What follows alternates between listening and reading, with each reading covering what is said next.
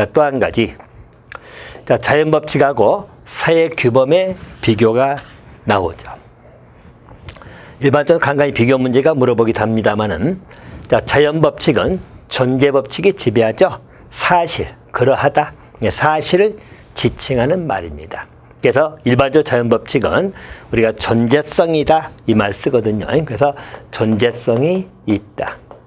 또 한 가지, 자연법칙은 인과법칙입니다. 원인과 결과죠. 원인이 발생하면 반드시 결과가 나온다는 이야기 있죠. 자, 그래서 인과성이 특징이기도 합니다. 또 필연성이죠. 자, 필연성이라고 합니다. 예외가 없다. 그래서 자, 물은 위에서 아래로 흐른다 이렇게 나오죠. 또 봄이 지나면 여름이 오고, 그죠? 여름이 지나면 가을이 오고, 이렇게 필연성을 가지고 있는 게 자연법칙이라고 하는 겁니다. 자, 반면에 우리 사회규범입니다. 사회규범은 당위성이지요.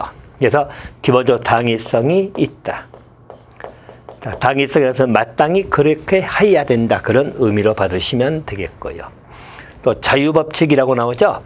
예외가 존재할 수도 있다, 그런 의미입니다. 그래서 이 자유법칙은 다시 말하면 상대성이 있다, 또는 뭔가 좀 다양성이 있다, 그렇게 볼 수 있죠. 예외가 존재할 수도 있습니다. 이런 특징이 있고요.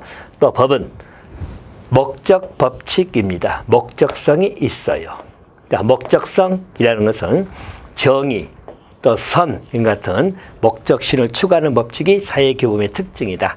그래서 이웃을 사랑하라 이런 것, 부모에게 효대해라 이런 것들의 기본적 규범이 성향을 띠고 있는 거다. 이렇게 비교해서 받으시면 될 것 같습니다. 그래서 사회규범이 인과성을 갖는다면 틀려요. 인과성은 일반적으로 자연법칙의 특징이다. 그렇게 비교해서 받으시면 되겠습니다. 자, 법과 도덕 나옵니다. 자, 도덕은 필요한 가치 기준이죠. 인간의 양심에 바탕을 두고 있습니다. 자, 그러면 법에는 도덕하고 일치되는 것도 있다. 바로 이제 살인죄죠. 사람을 죽이면 되겠느냐, 이런 도덕관념이 있을 것이고, 아울러서 사람을 살인하게 되면 살인죄가 형성되죠. 그런 것들. 또 전혀 관계 없는 것도 있죠. 교통법규입니다. 이런 것들이 그렇게 봐두시면 될 것입니다. 자, 그러면 법과 도덕과의 관계를 구별하는 게 쉬울 것이냐 문제에서 우리 법철학자 예링이죠. 그래서 예링 학자가 이야기하기를 법과 도덕의 구별은 좀 어렵다, 뭐 그런 의미죠. 다시 말하면 우리가 도덕 등이 형성이 되면서 규범력을 갖게 되면 바로 법규범화가 되는 것도 있고요.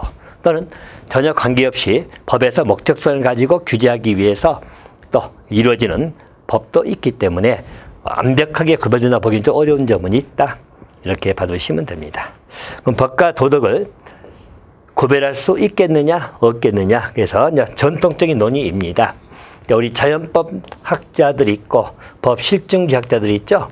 자, 그래서 이 자연법 학자들은 영미법계에서 논의가 되는 것이고요. 일반적으로 자연법 논의라는 것은 자연법 중심 사고입니다. 자연법이라는 것은 신이 만든 법이다.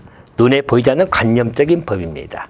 자, 이 법에 따르면 자연법적 시각에서는 법과 도덕은 구별될 수가 없다. 다시 말해서 이론론의 입장입니다. 이론론. 그래서 우리 자연법론 학자에서는 이렇게 이야기하죠. 자, 부정당한 법은 있을 수가 없다. 곧 이 말은 법과 도덕은 구별되기가 어렵다. 그런 의미입니다. 그래서 우리 법과 도덕은 분리해서 생각할 수 없다라고 하는 것이 자연법론 학자들의 이야기입니다. 자, 반면에 법실증주의 학자들이죠. 자, 법실증주의라 하여가지고 우리 자연법은 눈에 보이지 않는 거잖아요.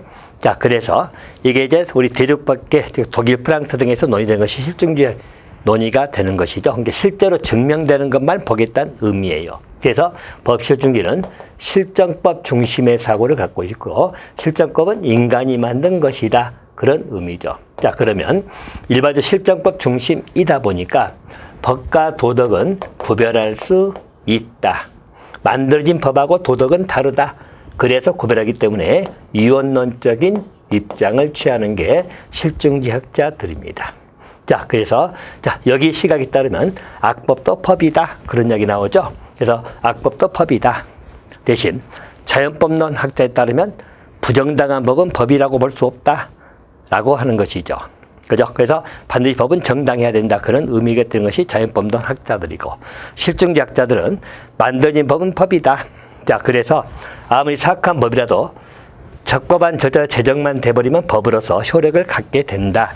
그렇게 접근해 가는 것이 일반적인 논의이다. 이렇게 봐주시면 되겠습니다.